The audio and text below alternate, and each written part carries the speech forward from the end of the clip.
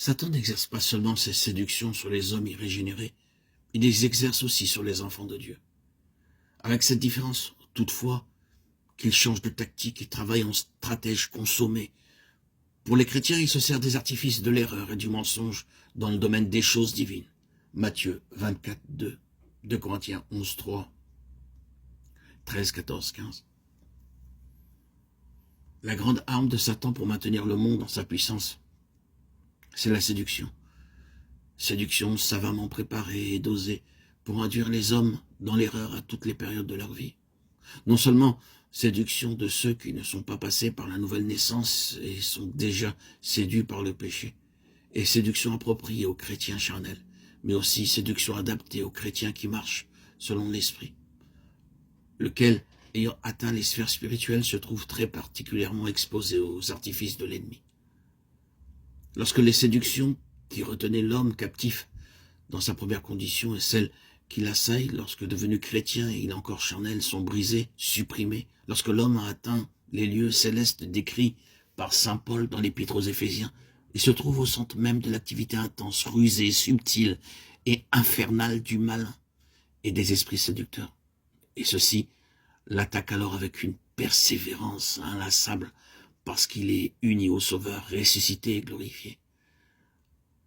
L'Apocalypse nous révèle l'ensemble de la confédération satanique qui contrôle le monde entier et nous dévoile la guerre que Satan et ses légions poursuivent à travers les siècles contre les enfants de Dieu.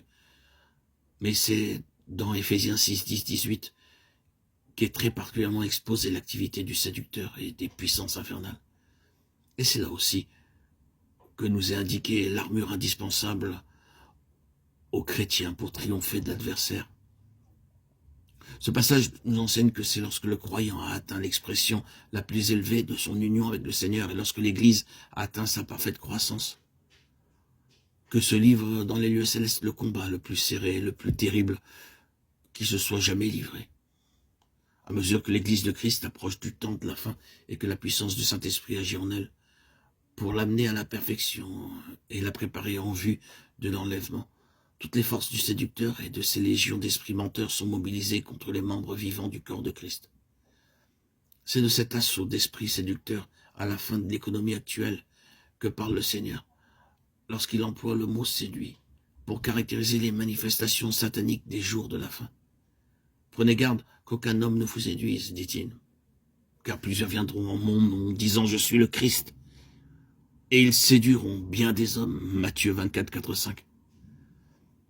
Et plusieurs faux prophètes surgiront qui séduiront un grand nombre de gens. Matthieu 24, 11. Car il surgira de faux Christ et de faux prophètes faisant de grands signes et prodiges afin de séduire, si possible, même les élus. Matthieu 24, 24.